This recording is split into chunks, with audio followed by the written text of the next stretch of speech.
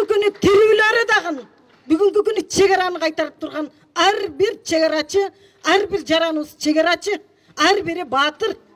Ошол жерде чегара деп жашап жүрөт. Кандай шартта жашабасын, чегара деп, чегара Кыргыздын чегарасын кайтарам деп жүрөт. Ар бири. Мына мамлекетибизден Кудайга шүгүр дейли, көңүл бурулуп атат. Албетте, ошол 30 жыл бул бүгүнкү эле маселебиз эмес чегара. Эгемендүүлүк алгандан берки 30 жылдык көйгөйүбүз. Садыр Нуркожоевич, Камчыбек Кыдыршаевич 30 жылдык көйгөйдү жон терисине алып, элдин тагдырын моюндап туруп, маселени чечип атат. Албетте, сынчылар көп. Өзүн оппозиция атап алып, бүгүнкү күнү сын таккандар көп. Маселеге келгенде, чегарага ошо күндөрү, согуш күндөрү, ошол оппозициям дегендердин бири басып барган жок. Бири басып барган жок. Айтылыш керек мындай сындагын. Ошол жерде тажик тарапка өтүп, Камчыбек Кыдыршаевич биздин колго түшүп калган балдарыбызды алып чыкты. Бул батыр эмей эмне?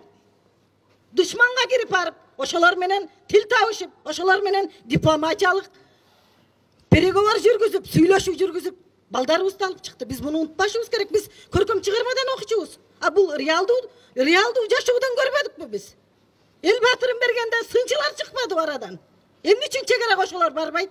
Ошондой элдин башына күн түшкөн учурда, когалаң учурунда соцсеттен отуруп алып комментарий жазган кыйын болушат.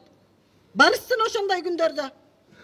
Ушул батырларыбыз турду ошол жерде. Мен бир гана Кудайга ишендим ошондо. Экинчиден ушул Камчыбек Кыдыршаевич менен Садыр Нуркожоевичке ишенип турдум.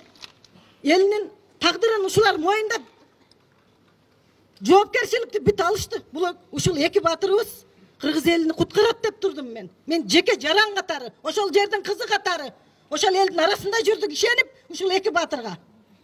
Ошон үчүн бул айтылыш керек тарыхта.